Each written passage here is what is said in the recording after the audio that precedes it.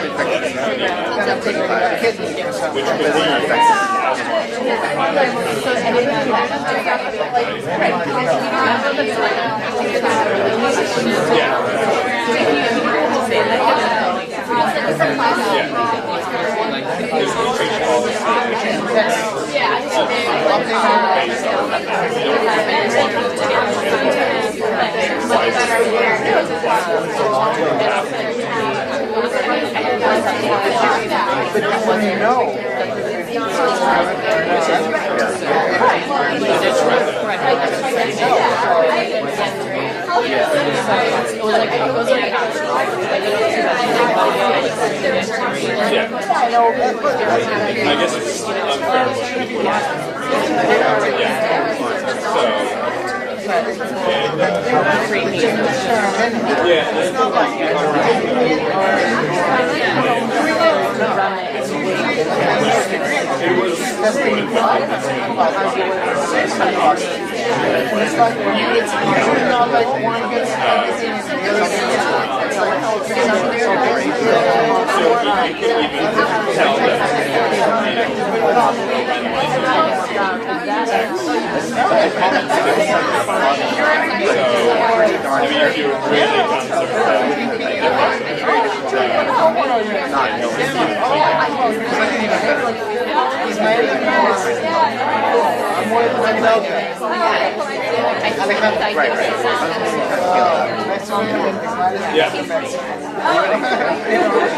I mean, yeah, the social tolerance to experimental.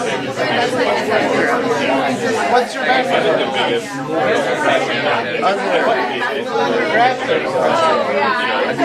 justifying Try to wrap it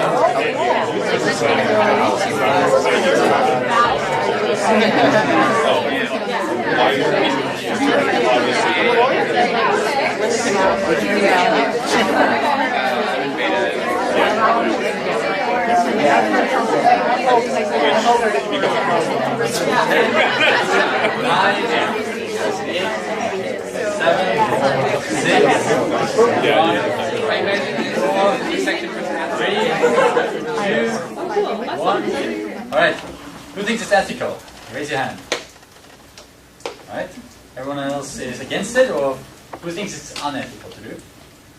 Alright, one. Who is not decided yet? Alright, that's not really an answer, but it's okay. So I think I would like to have a couple of people just, it seems like you're one of the few people who stand out as saying it's unethical, which by the way is cool because we always want to have somebody who takes also the other side, and it's not an easy case to make on either side. So I'm really curious, maybe you want to go first, and then I'd like someone else to have a bit of a thought on why you think it's ethical. Both sides are hard. Sure. Well, I mean, look, you need to randomise to have valid results, to make sure your experiment works, to make sure you can actually conclude with something and say that a policy is going to work. Right. But at the end of the day, what you're doing is, especially with that tax experiment, or really anything like a welfare experiment, you're giving someone the opportunity to either get some extra benefit or not to incur some costs that another person wouldn't have. And there's no way of controlling for who that person is and isn't. So that is unethical. Okay. I guess so the only thing that I can think of from that perspective is if it was like a welfare policy, like a government, for example, saying to people that they can pick up food stamps at an office versus mailing it to them directly. Like some groups can get it more easily than others, so that would be the extra benefit to them. But at the same time, the government are already the people who draw the line of who receives food stamps or not. So they're already the people who are making those ethical decisions. So from that perspective, then maybe it's not necessarily more unethical than it would be otherwise. But in general, like you are playing God, which I think is unethical. But important for okay. the results. Don't worry, it's fine. Like, who's a different? Who wants to respond to that? Like, a thought on it, or something that you think is different about it, or maybe another reason why you think it's ethical. Yeah. I guess, like, I mean, we were talking about this, which kind of intervention. We're not talking about a treatment like, you know, you're going to get this type of schooling and you're going to get that type of schooling, and you're still giving them a choice, and it's not adding an extra cost, it's taking away a cost or trying to improve something. Let me follow up on that. So what if we talked about schooling? Let's say we randomized it. Would you now switch? Would you say you're now on the side of unethical? That's not something we should do? Well, we talked about that example too. I mean, if everybody's getting the normal schooling and you're giving somebody some kind of special, better schooling, right.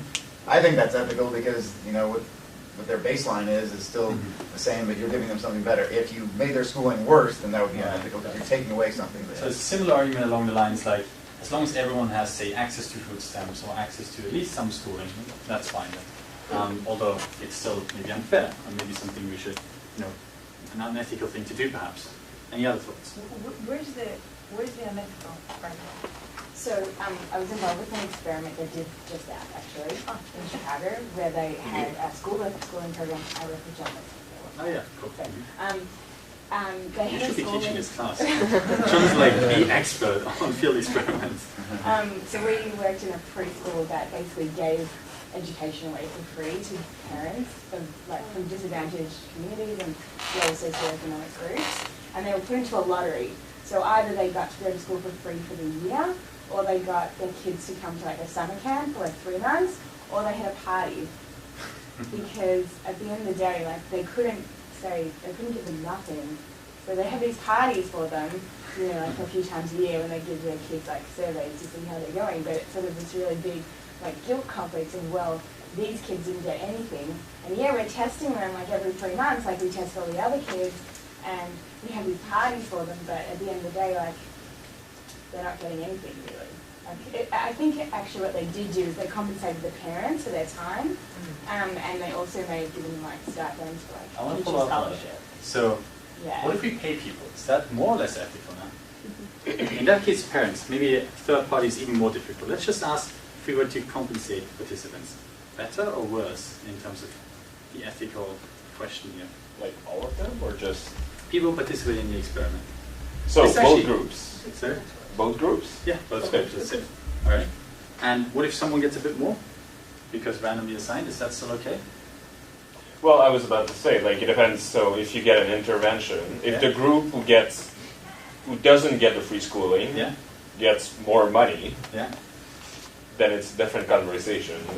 Say that again. So if a school gets more money, so your example basically, more schooling or more access to opportunity basically. Yeah, so what I'm trying to say is that if the financial incentive mitigate the difference in what the experimenter gives, then it's more ethical. I mean, that's what most institutional review board are trying to do. They're trying to decrease the difference between the two groups to make it acceptable. Right, right. Interesting. Okay, we're going to talk about the IRB. That's the ethics board that we're going to come back to quite a bit as well. Now, that's an interesting point. Any more points for why it's ethical? One last take on it. Yeah? I remember my mother. She was a teacher herself. And when I had trouble, like when she thought something is like not acceptable for another teacher at school, she would go and like make a fuss at school. I'm like, Mom, why do you do that? They don't like me afterwards. Like, why do you keep doing? And she's like, you have to take the hit for the next kids. It's like, you know, maybe, yeah, they don't benefit, like the control group doesn't benefit, but maybe they bring a benefit to the next generation, you know, like they're the ones that help the next generation. And if they opt in, like, do we make them do it? No, they know, right? They're part of, if it's with agreement, and they know they're either going to be lucky or they're going to potentially help the community. I find it totally ethical, and, you know, if you can give them some money for their extra time, that's even better. But for me, it's like, it's a service to community. So because the benefit you're talking about is actually for the greater good of the community, not even your own. And so, it's opt-in, like you don't... So if it weren't opt-in, let's say you're just in this room, but we let you opt out. You should read the fine print though. We let you opt out, but in principle you already opted in the experiment. Is it then okay or not? Oh no, it's the same, like, as long as you know. Okay. That You're aware, you're not like... What if you don't know? But were you gonna get some, like, is it worth it? Like, are you gonna get the standard thing you would get anyway? Yes. So if control group for me, it's totally fine. okay. Like this even if they don't know, yeah? Okay, one last point. And yeah, now I was just going to say, with the control, with the group that didn't win the lottery, if there was no experiment in the first place, where would they be? And I think they would be in the same situation. Not that I'm saying I'm for or against it being ethical. I think it depends really on the context. But I was just thinking about that situation. If that randomization was not in play, then they would probably be in the same school, right? Right, we're gonna. I mean, it's a very specific question, but yeah. So I'll quickly go over a few points that you expertly mentioned here. One of them is it's unfairly control group. It's one of the biggest concerns that comes up. Because you're giving a benefit to someone else. So is this okay? Even if it's randomly assigned, is that an okay thing to do? We talked about briefly opt-in, opt-out. That's also a big question. Right?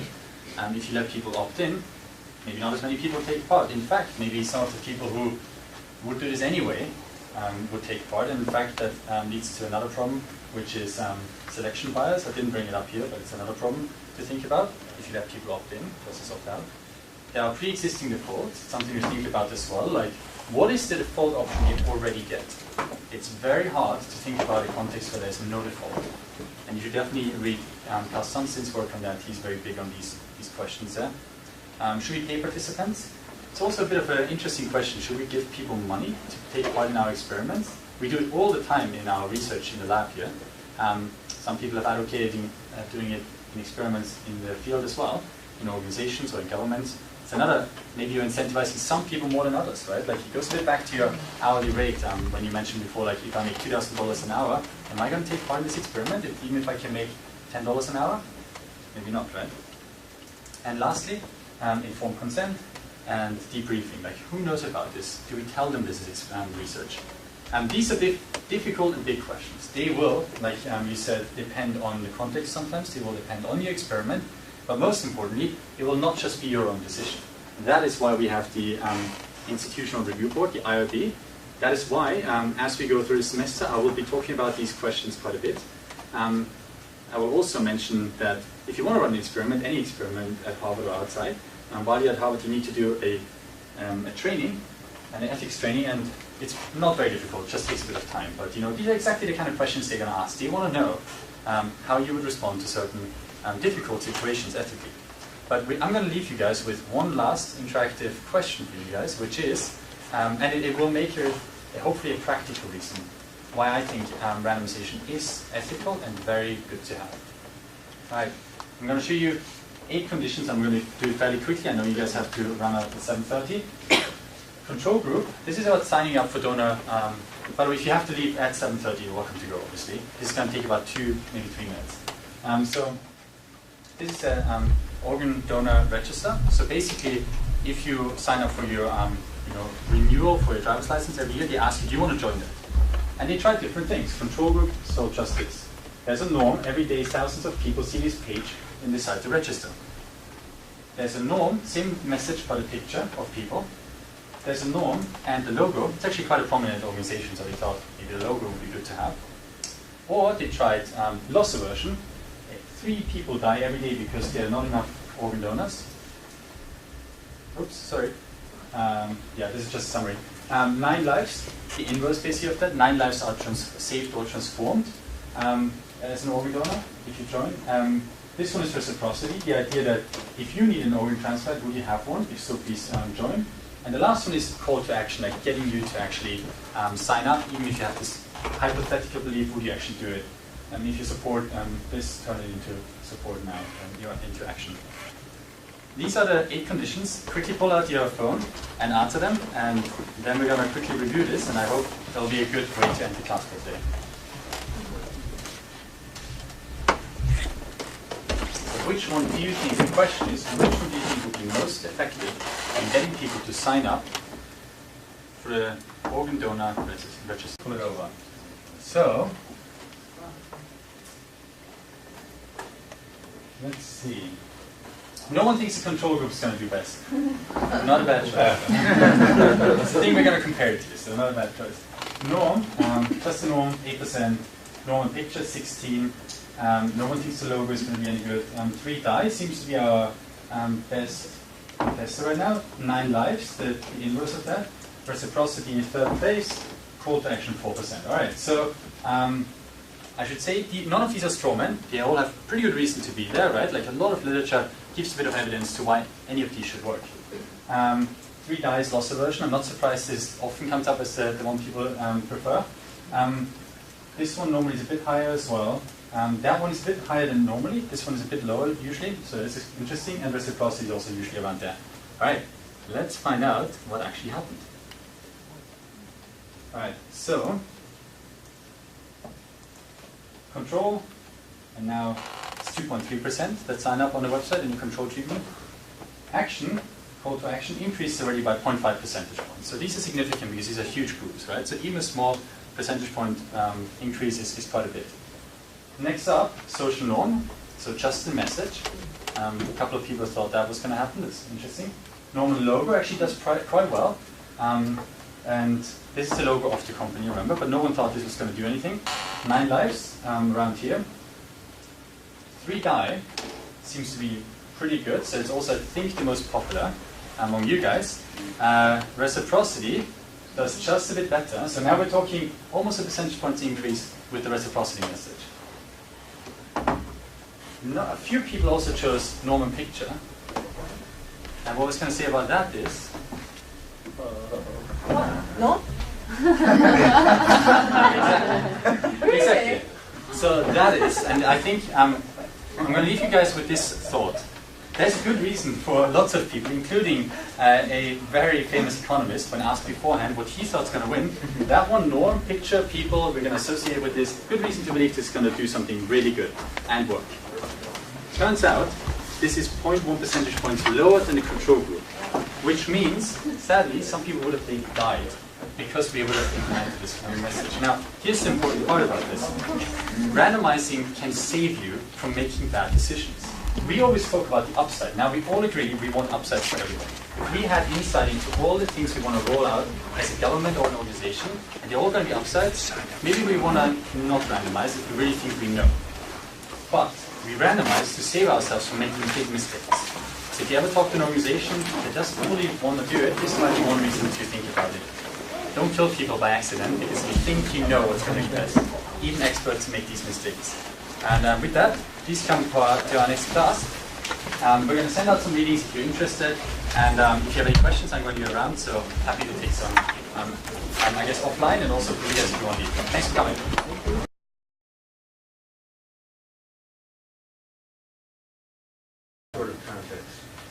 In general, that's right actually, not clinical trials, let's leave that out for a second. Social interventions, the kind of thing that I've just been showing, like tax letters or energy savings, things like that. So not clinical trials, not natural sciences, we're going to focus on these kind of social interventions. Is that good? All right, let's do it.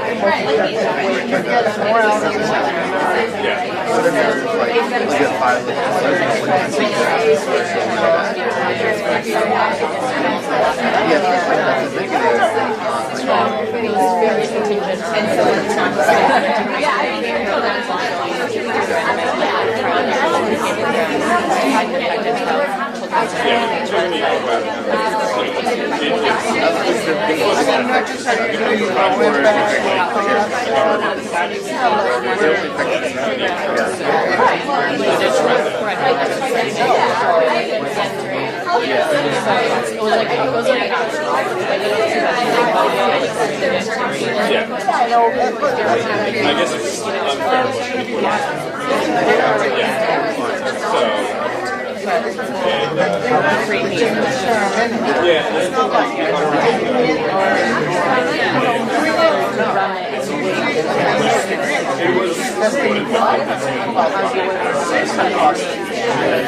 It was